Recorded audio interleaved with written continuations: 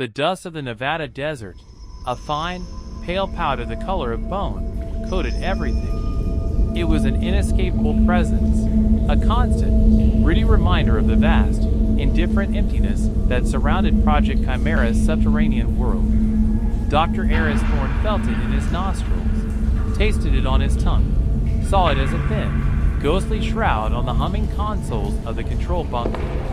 The blinking green and amber lights, the only stars in their concrete firmament, seemed to blink through a fine haze of ancient seabed. Today, that world was holding its breath, the silence between the hums of machinery deeper and more profound than usual. Today was the day of Hades' anvil. Eris ran a hand through his already disheveled black hair, a nervous habit that did nothing to tame the unruly locks. His gaze, however, was sharp and focused, tracing the complex seismic projection on the main screen.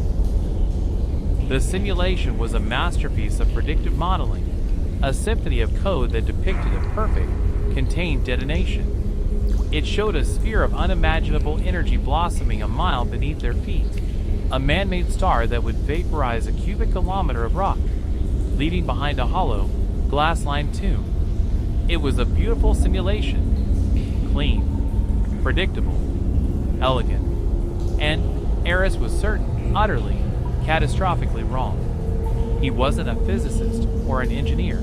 He was a geologist, a man who read the history of the world in layers of stone and the subtle, ancient scars of long-dead faults. To him, the Earth was not an inert lump of matter to be brutalized into submission. It was a living, breathing system of immense complexity and power. He knew this particular patch of desert, designated Site Zero, better than he knew his own backyard.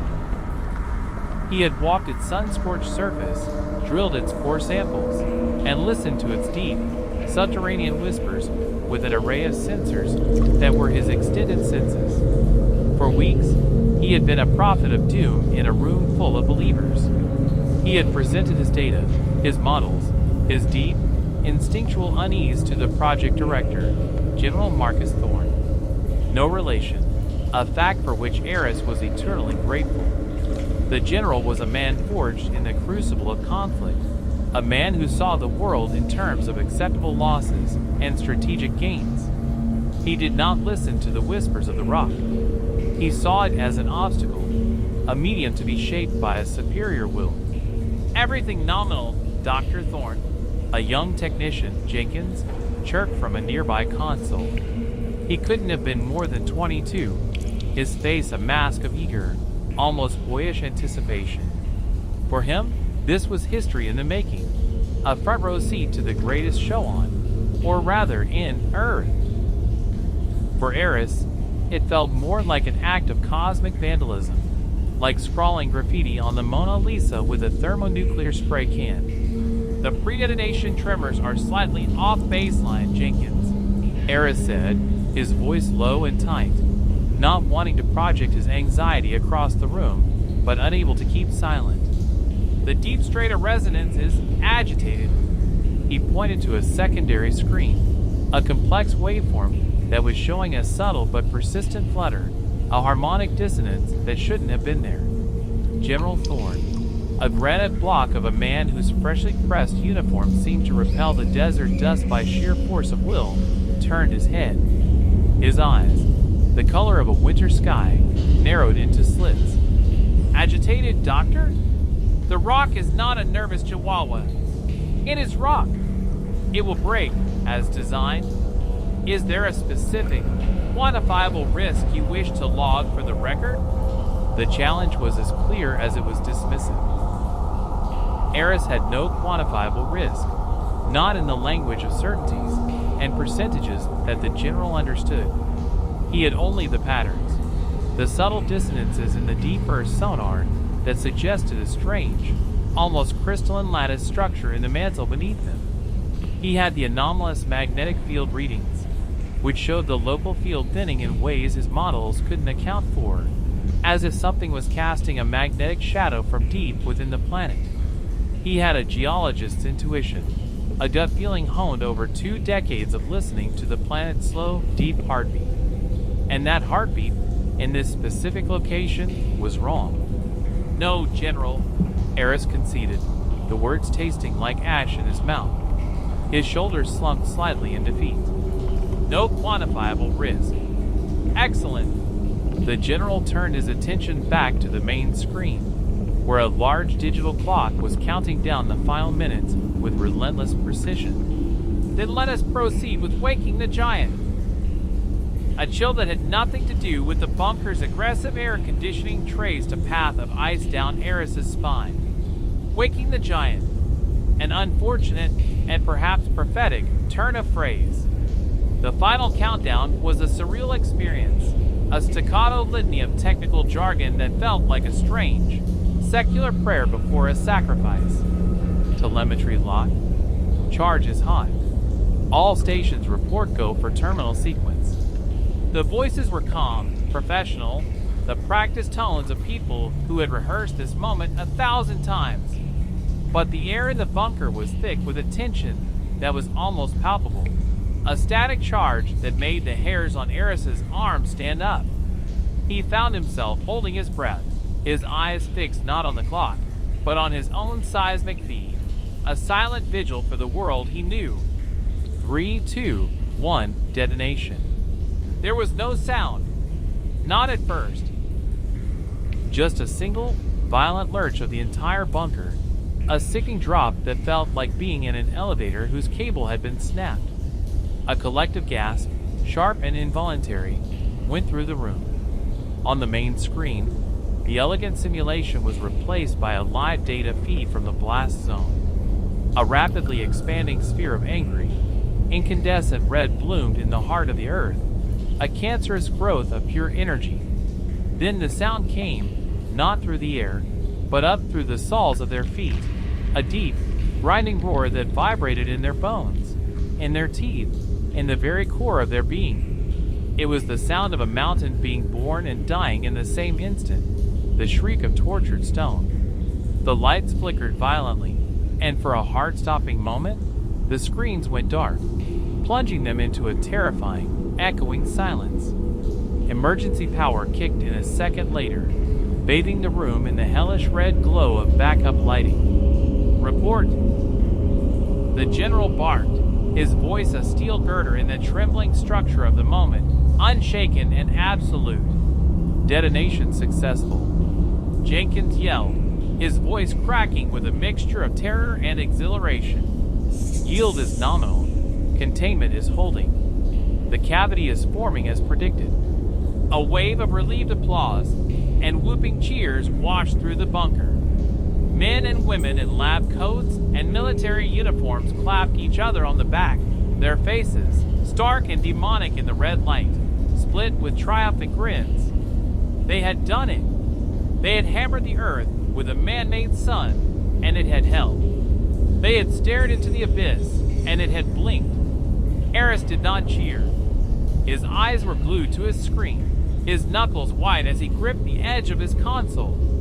He was watching the chaotic aftermath of the blast, the furious, jagged scribble of seismic energy radiating outwards.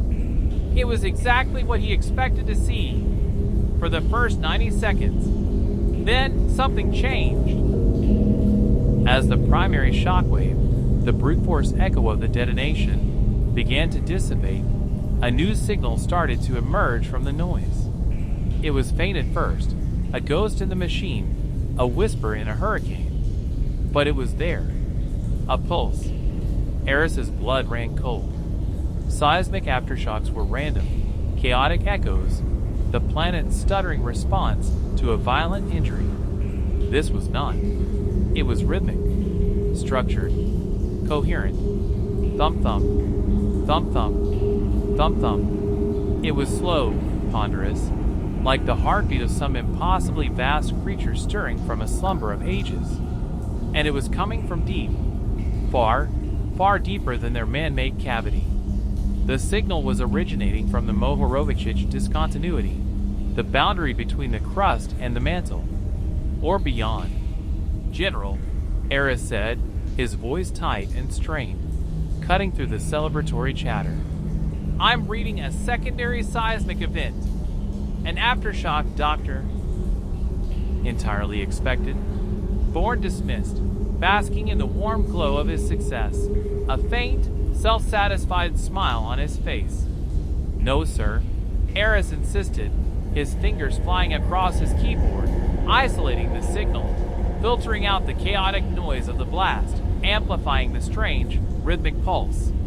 The clean, repeating sine wave that now dominated his screen was impossible. This is not an aftershock. The frequency is too low, the pattern too regular, and the point of origin, it's at least 20 miles down. It's responding to the detonation with a coherent signal. That got the general's attention. The triumphant mood in the bunker began to curdle as others gathered around Eris's station, their faces a mixture of confusion and dawning unease. The general strode over, his heavy boots thudding on the concrete floor with grim purpose. He stared at the screen, at the impossible, rhythmic heartbeat displayed there. What in the hell is that? The general muttered, his voice losing its confident edge for the first time. The pulsing grew stronger, the thumps more pronounced. It was no longer a whisper. It was a drumbeat, a summons from the heart of the world. On other screens, new anomalies began to appear, a cascade of impossibilities. The local magnetic field was fluctuating wildly, swinging back and forth in perfect time with the seismic pulses. Strange, low-frequency radio waves, devoid of any discernible modulation, were being emitted from the GZ, a form of energy that had no right to exist. It's like we knocked on a door. A young physicist, Dr. Anya Sharma, whispered, her face pale, her eyes wide with a mixture of terror and scientific wonder. And something answered. The ground beneath their feet trembled again, a long, low shudder that was not an echo of the blast, but a direct response to the deep, rhythmic pulse. A hairline crack appeared in the thick concrete wall of the bunker, a spiderweb of fracture in their supposedly impregnable fortress. The lights flickered again, this time staying on the red emergency power. Get me a drone feed from the surface now, the general ordered, his voice a low growl. The bravado was gone, replaced by a cold, hard urgency. A few minutes later, a grainy, black and white image appeared on the main screen. It showed the desert surface directly above the detonation site, or what was left of it. The ground was a shattered, blackened wasteland, a circle of hell scorched onto the face of the planet. But that wasn't what made Eris's breath catch in his throat. From the center of the GZ, a network of strange, crystalline fissures was spreading outwards, glowing with a faint, sickly green light. They were not random cracks from the explosion. They formed a complex, almost geometric pattern, like the veins of a leaf or the intricate structure of a snowflake. And from these fissures, a thick, vaporous gas was seeping, a bioluminescent mist that pulsed with the same eerie green light, in perfect sync with the heartbeat from below. What is that gas? The general demanded. Is it radioactive? Negative, sir. A technician responded, his voice trembling. The radiation levels are high, but within expected parameters for the detonation. The gas, it's not registering as any known element or compound. The spectrograph is going haywire. It's like the light itself has mass. The drone swooped lower, its camera zooming in on one of the larger fissures. For a moment, Eris thought he saw something move within the glowing crevice, something vast and dark and ancient. It was a fleeting impression, a trick of the light and the swirling gas, but it was enough to make the hair on his arm stand on end. It was the suggestion of a form, a shape that was not geological. Then it happened. Every screen in the bunker, every speaker, every piece of electronic equipment simultaneously went dead. The hum of the consoles, the crackle of the radios, the panicked chatter of the technicians, all of it was replaced by a profound and absolute silence. And in that silence, a new sound emerged, not from the earth, but from within the bunker itself, from the very air around him. It was a voice. It was not a human voice. It was a chorus of 1,000 voices, a symphony of whispers and clicks and chimes, all speaking in perfect, chilling unison. And they were counting. 1. The voice was everywhere and nowhere, seeming to emanate from the very atoms in the room. Panic erupted. People screamed, scrambling away from the dead consoles, their faces masks of primal terror. 2, 3, 5, 7, 11. Eris's mind, reeling from the sensory and psychic assault, latched onto the sequence with the desperation of a drowning man. Prime numbers. It was broadcasting a sequence of prime numbers. It was a sign of intelligence, a calling card, a declaration. The entity, the thing they had woken up, was not just a force of nature.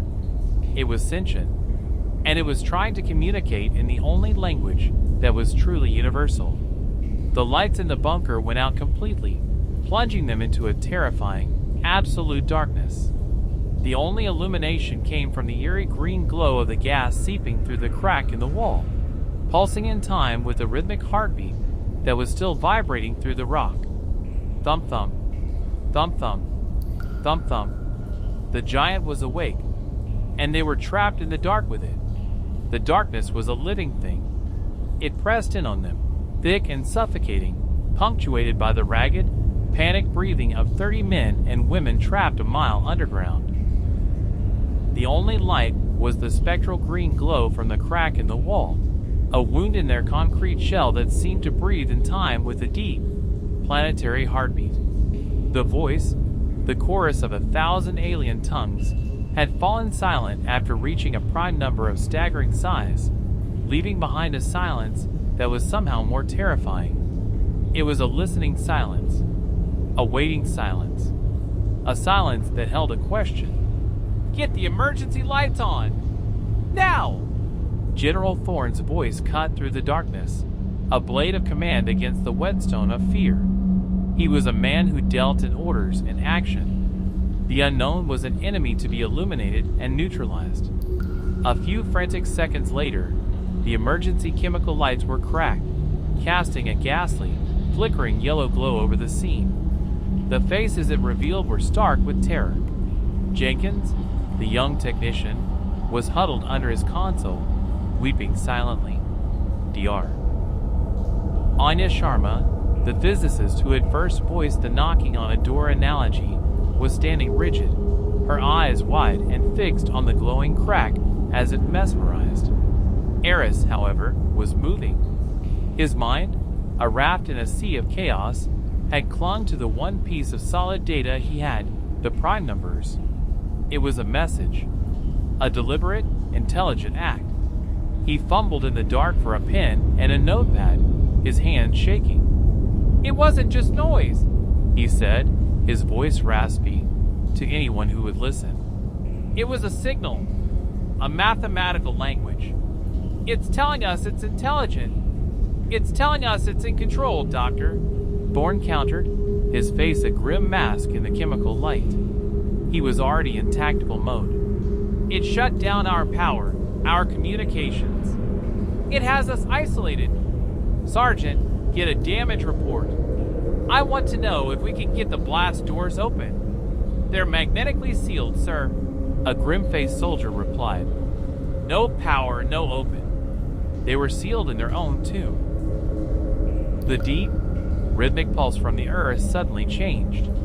The tempo quickened, the intensity growing. The vibration in the floor became a violent shudder.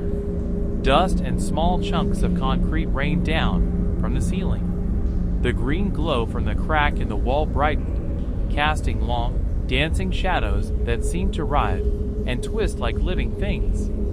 And then a new sound began, a high-pitched, keening wail that seemed to come from the rock itself. It was a sound of immense pressure, of something vast and unyielding being forced through a space too small for it.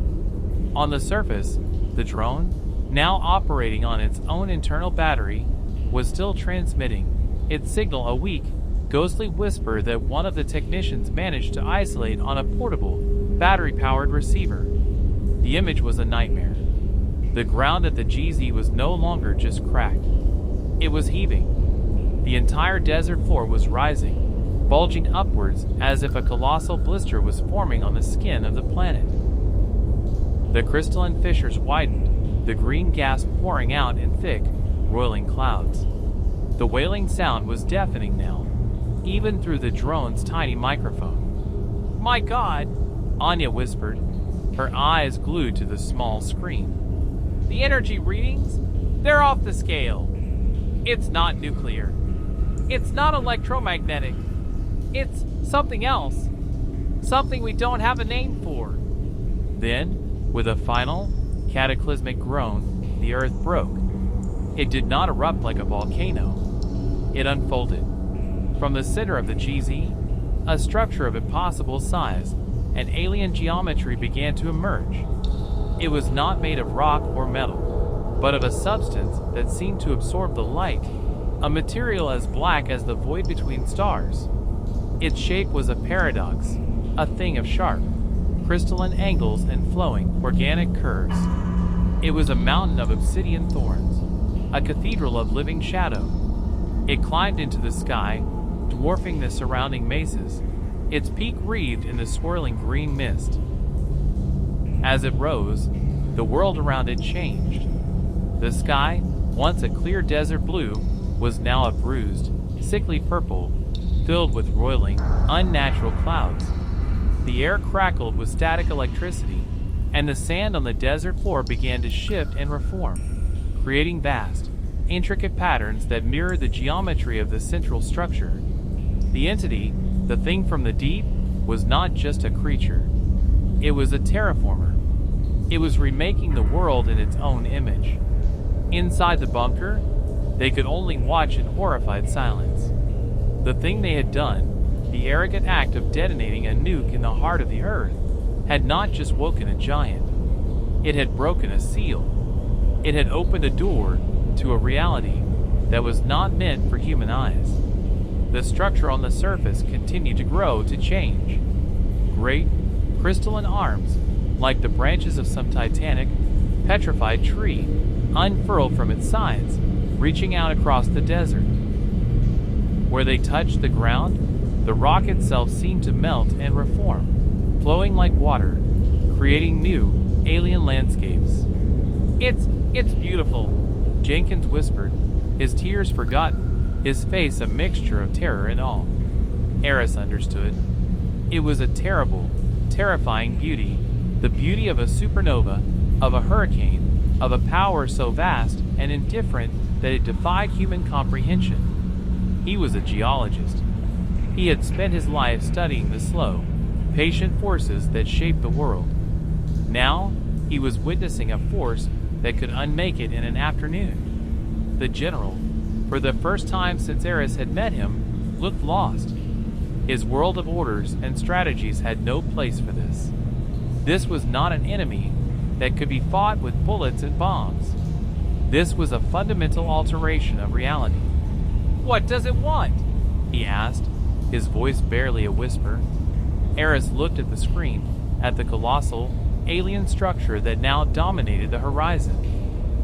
"I don't think it wants anything from us," Eris said slowly, the terrible truth dawning on him. "I don't think it even knows we're here. We're just in the way. We're the ants on the picnic blanket. The nuke, it wasn't an attack. It was a dinner bell." The deep, rhythmic pulse, the heartbeat of the awakened entity, suddenly stopped. A profound silence fell over the desert, a silence that was more unnerving than the noise that had preceded it. The structure stood complete, a silent, black monument to a power beyond their imagining. Then, from the pinnacle of the highest spire, a single, brilliant beam of green light shot straight up into the sky. It was not a laser. It was a solid, unwavering column of energy that seemed to pierce the very fabric of the heavens. And in the sky, something answered. A tear appeared in the bruised purple clouds, a shimmering, iridescent rift in the sky. It was not a hole. It was a window. A window into a place that was not their sky, a place of swirling, impossible colors, and alien constellations. The entity was not just a terraformer. It was a beacon. It was calling something. Or someone. The survivors in the bunker could only stare, their faces illuminated by the ghostly green light of the beam, their minds struggling to comprehend the scale of what they had unleashed. They had knocked on a door they didn't know existed, and now something was coming through. The world they knew was gone, replaced by a new, terrifying reality. And they were on the wrong side of the door. The silence that followed the opening of the rift was a fragile, crystalline thing, easily shattered. It was broken by the sound of General Thorne racking the slide on his service pistol. The sharp, metallic click was an obscenely human sound in the face of the cosmic horror unfolding on the screen. "We are not ants," he growled, his voice a low, guttural rumble. His eyes, which had been lost in the face of the impossible, now held a new, familiar light, defiance. "We are soldiers, and we will not go quietly." Eris looked at the general, at the small, inadequate weapon in his hand, and felt a wave of pity. The man was trying to apply the rules of a fistfight to the eruption of a supervolcano. He was trying to conquer a hurricane with a sword. "General, what are you going to do?" Eris asked, his voice calm, trying to cut through the man's tactical rage.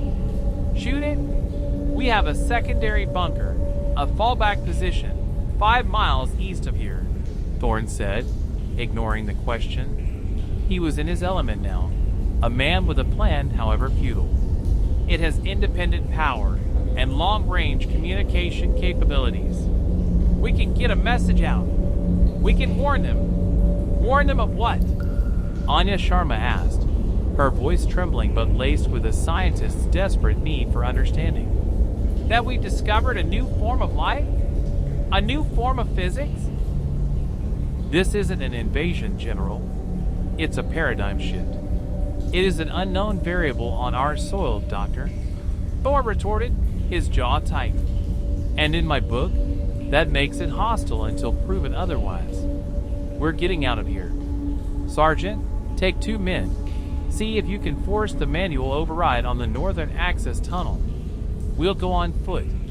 As the soldiers, grateful for the semblance of purpose, began to gather their gear, Eris turned his attention back to his instruments. The portable receiver was still picking up the drone's feed, but he was more interested in the other data. The low-frequency radio waves that the entity had been emitting before the main event had returned. But they were different now, more complex. He plugged the receiver into a small, battery-powered oscilloscope he kept in his emergency kit. The waveform that appeared on the tiny screen was not random noise. It was a complex, repeating pattern of pulses and pauses, of shifting frequencies and amplitudes. It was a language. "It's not just a beacon," Eris murmured, his fingers tracing the glowing green line on the screen. "It's transmitting information. A massive, massive amount of it." He worked frantically, his mind a whirlwind of calculations and pattern recognition. He was a geologist, not a cryptographer, but he understood data. He understood patterns. And the pattern he was seeing was one of staggering complexity and elegance. It was a stream of pure mathematics, of geometric proofs, of astrophysical data that made his head spin. It was a scientific treatise, a textbook from a civilization that viewed the universe in a way that made human science look like a child's crayon drawing. And woven into the data, like a watermark, was a single, recurring symbol. A complex, multidimensional geometric shape that he had seen before. In the rock. He scrambled through his notes, his geological surveys of the test site from months ago. He found the page, the deep strata sonar readings that had first given him pause. There, hidden in the subtle density variations of the rock 20 miles down, was the same shape. Faint, eroded by eons of geological pressure, but unmistakable. It hadn't been a natural formation. It had been a message, a warning sign. "Here be dragons. It's been here for a long time," Eris whispered, a profound, soul-shaking awe washing over him. "It wasn't sleeping. It was waiting." The ground shuddered again, a deep, resonant tremor that felt different from the earlier ones. It was not violent. It was purposeful. "Sir!" one of the soldiers at the access tunnel yelled. "The override isn't working. The mechanism it's fused. It's like the rock itself has melted and flowed into it." Thorn cursed, his fist slamming against a dead console. They were well and truly trapped. On the drone screen, the scene outside had changed again. The rift in the sky was widening, and from it, something was descending. It was not a ship. It was a fleet. 1,000 smaller, black, crystalline structures, like shards of the larger one, were drifting down through the shimmering portal, their movements silent and graceful. They spread out across the desert, taking up positions in a vast, intricate formation, their black surfaces drinking in the light of the alien sky. And on the ground, the world was coming alive. The strange, crystalline flora that had sprouted from the fissures was growing at an accelerated rate, forming a vast, glowing forest of alien geometry.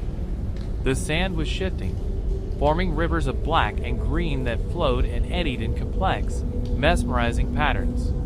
The air itself was shimmering, thick with a green, bioluminescent mist that now blanketed the entire landscape. The entity was not just calling for help.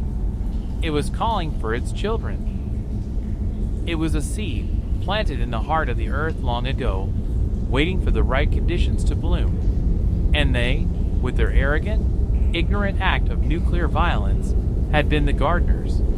They had provided the final, necessary ingredient, a massive, concentrated burst of energy. They had watered it gone. A new sound began to fill the bunker, a soft, melodic chiming that seemed to come from the walls, from the air, from their own minds. It was a soothing sound, a stark contrast to the earlier, terrifying silence. And with it came a feeling, a sense of peace, of acceptance, of being a part of something vast and ancient and eternal. Jenkins, the young technician, smiled, his face serene. "It's so quiet now," he said, his voice a dreamy whisper. Anya Sharma's eyes were unfocused, a faint, beatific smile on her lips. "The patterns, they're so perfect." Eris felt it too, a gentle, insistent pull on his consciousness, a siren song of blissful surrender. It was a psychic anesthetic, a way of calming the terrified natives before the new landlords moved in. He fought against it, his mind clinging to the cold, hard edges of his scientific reason. He bit his own lip, the sharp, coppery tang of blood a grounding sensation. "Don't listen to it," he yelled, his voice sounding harsh and alien in the serene atmosphere. "It's trying to pacify us. It's trying to make us compliant." But it was too late for some. The two soldiers who had been working on the door had slumped to the floor, their faces peaceful, their breathing slow and regular. They were not dead. They were simply gone. Their minds had been absorbed into the great, silent symphony of the entity. General Thorne was fighting it, his face a mask of furious concentration. He was gritting his teeth, his knuckles white on the grip of his pistol. He was a man of iron will, a fortress of discipline and control. But even he was wavering. We have to fight," he stammered, his words slurring. Eris knew they couldn't fight. But maybe, just maybe, they could talk. He grabbed the portable radio transmitter, a small, hand-cranked device from their emergency kit. He began to modify it, his fingers flying, his mind racing. He couldn't replicate the entity's complex language, but he could do something simpler. He could send a signal that it would understand. a signal that was the very foundation of its own language. He began to crank the handle, powering the device. He adjusted the frequency, tuning it to the carrier wave of the entity's own broadcast. And then he began to tap out a message on the small Morse code key. It was not a plea for help. It was not a threat. It was a question. He tapped out the first few prime numbers. 1, 2, 3, 5, 7, 11. Then he paused, and he sent a number that was not a prime. 9. He was asking a question in the universal language of mathematics. We are here. We are intelligent. But we are not like you. We are flawed. We are imperfect. We are capable of making mistakes. For a long moment, there was no response. The gentle, chiming music continued, the psychic pressure unwavering. Eris felt his own consciousness begin to fray at the edges, the lure of blissful surrender almost overwhelming. Then, the chiming stopped. The silence that returned was not the waiting, listening silence of before. It was a new silence, a silence of consideration. On the drone screen, the world outside had frozen. The rivers of sand had stopped flowing. The glowing forest was still. The 1,000 crystalline ships hung motionless in the alien sky. The great, black central structure, the heart of the entity, seemed to focus its attention. The beam of light that had been shooting into the sky wavered, and then, slowly and possibly, it began to bend. It curved downwards, away from the rift, and pointed directly at their location, at the small, insignificant patch of desert under which the bunker was buried. The beam of green light did not strike them. It simply touched them. The light flowed over the bunker, through it, as if the rock and concrete were not there. It was not a destructive force. It was an inquisitive one. The world dissolved. Eris was no longer in the bunker. He was standing in a place of infinite darkness, a void that was not empty, but filled with a silent, watching presence. He was a single, disembodied point of consciousness, stripped of his body, his name, his history. He was simply a mind, and the entity showed him. It did not use words. It did not use images. It simply poured knowledge into him. He saw the birth of their universe, a silent explosion of mathematical perfection. He saw the entity itself, not as a single being, but as a vast, distributed consciousness, a living galaxy of thought, spreading from world to world, not as a conqueror, but as a gardener, a tender of reality. He saw its arrival on a young, molten Earth, 1 billion years before the first stirrings of life. He saw it plant itself in the heart of the planet, a seed of cosmic order, patiently waiting for the world to cool, for the right conditions to emerge. He saw the dinosaurs, the ice ages, the rise of humanity, all from a perspective of immense geological time. He saw their wars, their art, their religions, their science, all as the fleeting, chaotic scribbles of a mayfly on the surface of an ocean. And he saw their own act, the detonation of Hades' anvil. He saw it not as an act of violence, but as an act of creation. The concentrated burst of energy, the specific isotopic decay chains, had been the final, missing piece of a cosmic equation. They had, in their ignorance, completed a ritual that had been set in motion 1 billion years before. They had not woken a giant. They had given birth to a god. The knowledge was too much, too vast, too alien. Eris felt his own mind, his own sense of self, begin to dissolve, to be absorbed into the infinite, silent ocean of the entity's consciousness. He was a drop of rain falling into the sea. But as his identity began to fray, a single, stubborn thought remained. A single, illogical, human piece of data. 9. The number that was not a prime. The flaw. The mistake. He clung to it, to the idea of his own imperfection, as a drowning man clings to a piece of driftwood. It was the only thing that was truly his. And the entity, the vast, silent, perfect God of mathematics and order, seemed to notice. The flood of knowledge receded. The infinite void dissolved. Eris was back in the bunker. He was on his knees, gasping for air, his body slick with sweat. The chemical lights were flickering, casting a sickly yellow glow on the scene. General Thorne was slumped against a wall, his pistol on the floor beside him, his face a mask of slack-jawed awe. Anya Sharma was staring into space, tears streaming down her face. The drone feed was still active.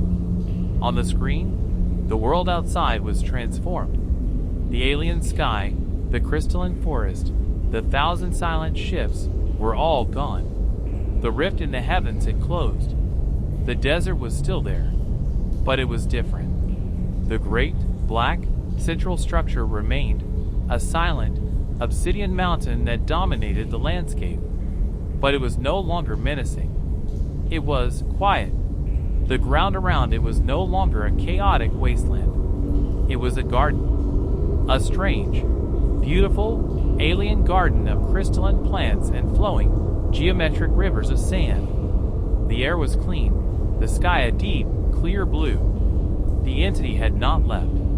It had simply settled in. A single, soft chime echoed through the bunker, the last note of a forgotten song. And then a new voice spoke, not in their minds, but from the radio transmitter he had used.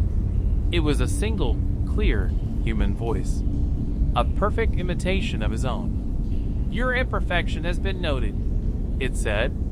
"It is interesting. We will observe." The voice fell silent. The blast doors to the bunker hissed open, the magnetic locks released. A path of clean, untouched desert sand led away from the entrance, a clear invitation to leave. Eris stumbled to his feet, his legs weak. He looked at the general, at Anya, at the other survivors who were slowly beginning to stir, their minds returning from the brink of oblivion. They were alive. They were free. But they were not the same. They were witnesses. They were the first human beings to look upon the face of a god and not be consumed. Eris walked to the entrance of the bunker and looked out at the new world they had created. The black, silent structure stood against the sky, a monument to their own hubris and a gateway to a reality they were only just beginning to comprehend. The world was no longer theirs alone. It had a new landlord, a new gardener, a new god. And they, the flawed, imperfect, interesting little creatures who had rung the dinner bell, were left to live in its garden, to watch, to learn, and to wonder what would happen when the observation was over. The age of humanity was over. The age of the silent, watching God had begun. And it had all started with a single, arrogant act of violence, a single, ignorant knock on a door they never should have found. Hades' anvil had not just broken the earth. It had broken reality itself. The first steps out of the bunker were hesitant. The air that greeted them was not the familiar, dry, dusty air of the Nevada desert. It was cool, clean, and carried a faint, unidentifiable scent, like ozone and freshly turned earth and something else, something floral and alien. The sky was a shade of blue so deep and pure it almost hurt to look at. The survivors, a ragged band of scientists and soldiers, emerged into this new, impossible world like newborns, blinking in the unfamiliar light. Their faces were a mixture of awe, terror, and a profound, soul-deep exhaustion. They had been to the edge of madness and back, and the journey had left its mark on all of them. General Thorne was the last to emerge. He had picked up his pistol, but it hung limply in his hand, a useless metal talisman in a world where the rules of force and violence no longer applied. He looked at the great, black, silent structure that now dominated the horizon, his face a mask of grudging respect. He was a man who understood power, and this was power on a scale he had never imagined. "What now, Doctor?" he asked, his voice quiet, stripped of its usual bluster. He was not asking for orders. He was asking for guidance. Eris had no answers. He was just as lost as the rest of them. He looked at the alien garden that surrounded them, at the crystalline plants that pulsed with a soft, internal light, at the rivers of black sand that flowed in slow, hypnotic patterns. It was a world of breathtaking, terrifying beauty. "We walk," he said simply. "We walk, and we try to understand." And so they did. They walked through the silent, alien landscape, a small, fragile procession of humanity in a world that was no longer their own. They were the first explorers of a new Earth, an Earth that had been remade in the image of a silent, watching God. Days turned into weeks. They learned to live in the new world. The crystalline plants they discovered produced a sweet, nourishing nectar. The rivers of black sand were not sand at all, but a flowing, non-Newtonian fluid that was cool to the touch. The air remained clean, the weather unnaturally calm and temperate. It was a paradise, a cage. They were not alone. Strange, six-legged creatures, their bodies made of the same black, light-absorbing material as the central structure, moved through the glowing forests, their movements silent and purposeful. They were not hostile. They simply ignored the humans, as if they were a part of the landscape, no more significant than a rock or a tree. The outside world, they knew, must be in a state of panic. The Nevada anomaly, as it would surely be called, would be the biggest event in human history. They were the sole inhabitants of a quarantine zone that was likely the size of a small country. They were cut off, isolated, the last remnants of an old world in the heart of a new one. One day, as Eris was studying a particularly intricate formation of crystalline flora, a small, black, spherical drone, no bigger than his fist, descended silently from the sky. It hovered before him, its surface shimmering. A single, clear, human voice, a perfect imitation of his own, emerged from it. "Your question," it said, referring to the prime number sequence he had sent from the bunker, "has been considered. Your imperfection is a variable we do not fully comprehend. It is chaotic. It is illogical. It is creative.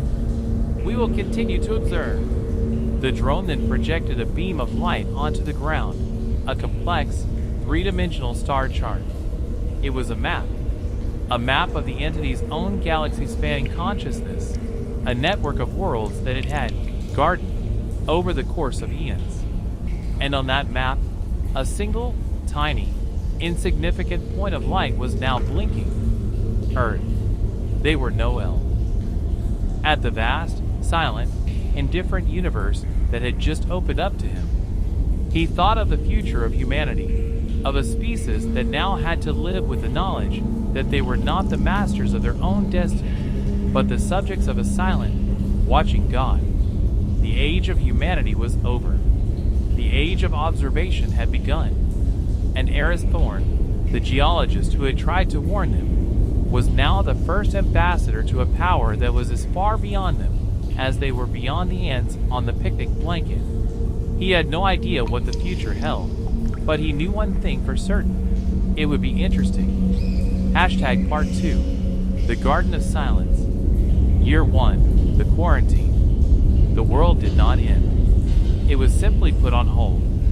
Outside the shimmering, invisible boundary that now defined the Nevada Zone of Transformation, ZOT, humanity panicked. The event dubbed The Emergence was a singular, terrifying, and awe-inspiring moment that dwarfed every war, every discovery, every human endeavor that had come before it. For a week, global communications were a cacophony of fear and prayer. Then, a fragile, terrified order began to assert itself. The ZOT, an area roughly 200 miles in diameter, was placed under the strictest quarantine in history. A multinational force, hastily assembled under the banner of Project Aegis, formed a perimeter, a thin line of tanks and soldiers staring into a world that defied their understanding. They were guarding a beautiful, silent, alien park that had, overnight, become the center of the universe. The sky above the Zoti was a no-fly zone, but the entity, it seemed, did not care for human rules. Satellites that strayed too close simply ceased to function, their signals dissolving into static. And at the heart of this impossible new world were the 30 survivors of Hades' anvil. They became, against their will, the most famous people in history. Dubbed the inhabitants by a ravenous global media, their every visible movement was tracked, analyzed, and debated by billions. They were lab rats in the world's most profound experiment, and the entire human race was watching through the glass. For the inhabitants themselves, fame was an abstract concept. Their reality was the garden. The first year was a lesson in humility. They were children in this new Eden, relearning the most basic rules of survival. General Thorne, a man accustomed to command and control, found himself adrift in a world without conflict. He tried to impose order, creating rigid schedules for patrols, resource gathering, and perimeter checks.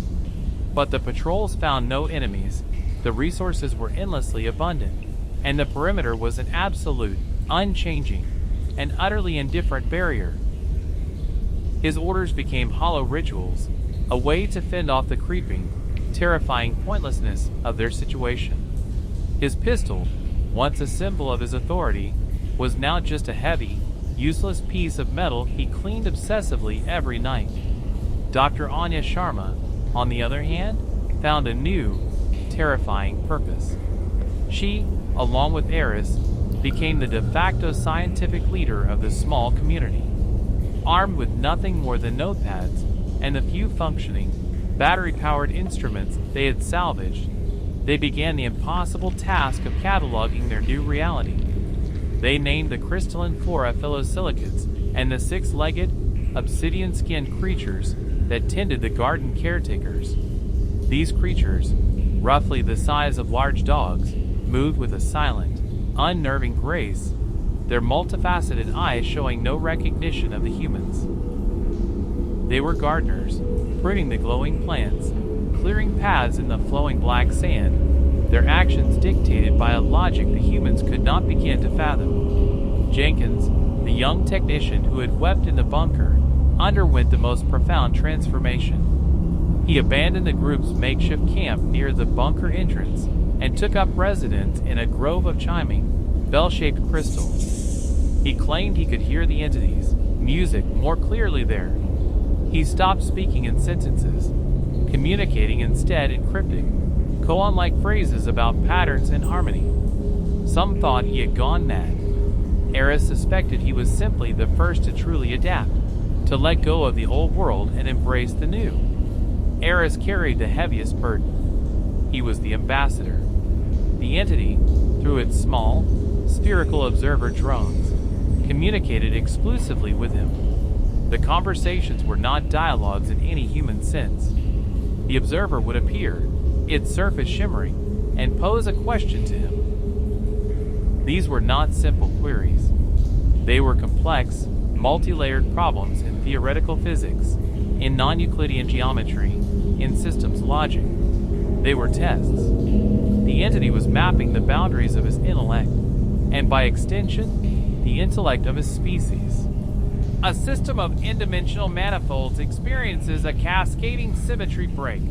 The observer's voice, a perfect mimicry of his own, would state calmly, "Define the emergent properties of the resulting chaotic state without using a linear temporal framework." Eris would spend days, sometimes weeks, wrestling with these problems, his mind aching with the strain. He knew he was failing, that his answers were the clumsy fumblings of a child. But he also knew that the act of trying was the point. The entity was not looking for the right answer. It was observing his process. It was studying his imperfection. One evening, as Eris sat before the observer, his mind a tangled knot of equations, he finally broke. "Why are you doing this?" he asked, his voice raw with exhaustion. "What do you want from us?" The observer was silent for a long moment. Then it said, "We do not want. We are. You are an anomaly. A system that achieves intelligence through imperfection. A song composed of discordant notes. This is a logical paradox. We observe to resolve the paradox. And if you can't?" Eris pressed. "If you decide we're just a mistake, mistakes are corrected." The observer replied, its voice devoid of malice or any emotion at all. "Gardens are weeded." The chill of that statement stayed with Eris for weeks. Year 2, the first message. On the 365th day of their confinement, everything changed again.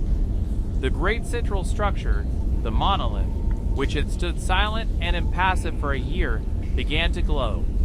A deep, resonant hum filled the air, a sound that vibrated not in the ears, but in the bones. Every human on the planet felt it. Then came the message. It was not a voice. It was not a text.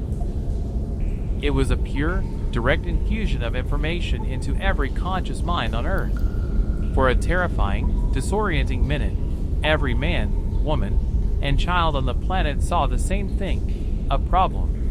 It was a vast, complex, dynamic model of a planetary ecosystem.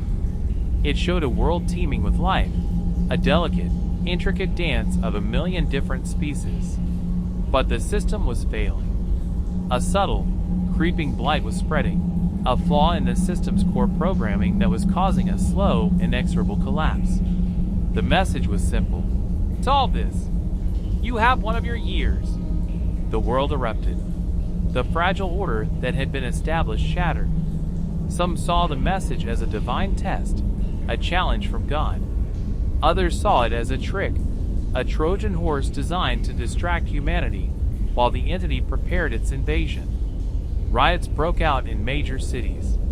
New cults sprang up overnight, preaching gospels of salvation through mathematics. The scientists of Project Aegis were ecstatic. They finally had data. They had a problem to solve. The greatest minds of a generation threw themselves at the simulation, their supercomputers humming day and night. But the problem was unlike anything they had ever encountered. The variables were too numerous, the interconnections too complex. Every solution they proposed for one part of the system caused a dozen new, more catastrophic failures elsewhere. Inside the Zoti, the inhabitants experienced the message differently.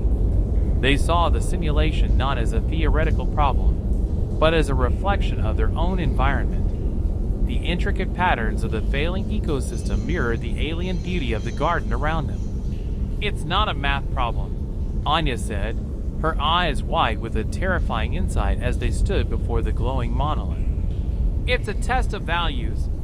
General Thorne, surprisingly, was the first to understand. He had spent his life studying conflict, studying systems of chaos. "It's a feint," he said, his voice a low growl. "It's drawing our attention to the complexities, to the million moving parts. But the real problem is the blight. The single, simple flaw that's causing the whole thing to unravel. The 9, Eris whispered, the realization hitting him like a physical blow. It's always about the 9, the flaw in the perfect system. They began to work, their small, isolated group a microcosm of the frantic efforts taking place across the globe. But their approach was different. They were not looking for a complex, elegant, mathematical solution. They were looking for the mistake. Weeks turned into months. The world outside was fracturing. Nations accused each other of hoarding data, of working on secret, weaponized versions of the solution. The global scientific effort was collapsing under the weight of paranoia and mistrust. Eris felt a growing sense of despair. The entity was testing their ability to cooperate, and they were failing spectacularly. He would sit before the silent observers for hours, trying to explain, to plead. "You don't understand," he would say to the shimmering sphere. "Our imperfection, our chaos, It's not just a flaw. It's the source of our strength. It's what allows for empathy, for sacrifice, for art. You can't solve this problem with logic alone. The observer would simply reply, the proposition is illogical. Demonstrate. The 11th month, the demonstration. The breakthrough came from Jenkins. The quiet, half-mad mystic emerged from his crystal grove one day, his eyes clear for the first time in months. He held a small, crystalline flower, one of the phyllosilicates. The garden is dying, he said, his voice calm and steady. The caretakers aren't confused. They are trying to fix it, but they are making it worse. Eris and Anya followed him. He was right. A small section of the garden was withering. The glowing plants were dimming, the black sand was still and stagnant, and the caretakers were moving erratically, their usually purposeful actions now chaotic and destructive. They were applying their perfect, logical rules to a problem that was not logical.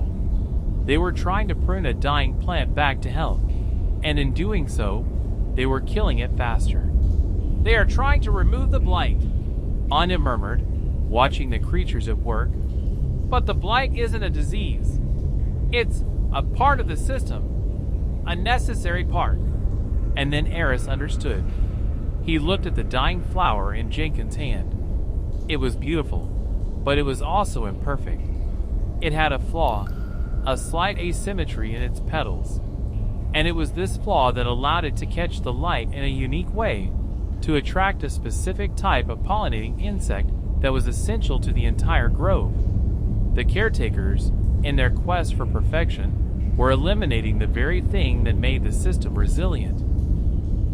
The blight in the global simulation was not a virus or a disease. It was a species, a messy, chaotic, unpredictable species that didn't follow the rules. A species that was, in its own way, a lot like humanity. The solution was not to eradicate it. The solution was to integrate it, to accept its imperfection and adapt the system to accommodate it. The solution was not extermination. It was symbiosis. Now, they had to tell the world. A world that was on the brink of tearing itself apart. A world that was convinced that the only way to solve the problem was to find the blight and destroy it. Eris stood before the observer drone, his heart pounding. We have the solution, he said. Demonstrate, the observer replied. I can't, Eris said. Not from in here. You have to let me talk to them. You have to let me broadcast a message. The observer was silent for a full minute. The fate of the world hung in that silence. Your request is interesting, the drone finally said. It introduces a new variable. It is approved. The monolith glowed brighter. And Eris Thorne, the geologist who had become an ambassador, prepared to speak to a world that had been watching him for 2 years. He had one chance to convince 7 billion terrified, squabbling people to embrace their own imperfection. He had one chance to prove that the flaw in their design was not a mistake. It was a feature, and the observation was about to enter a new and far more dangerous phase.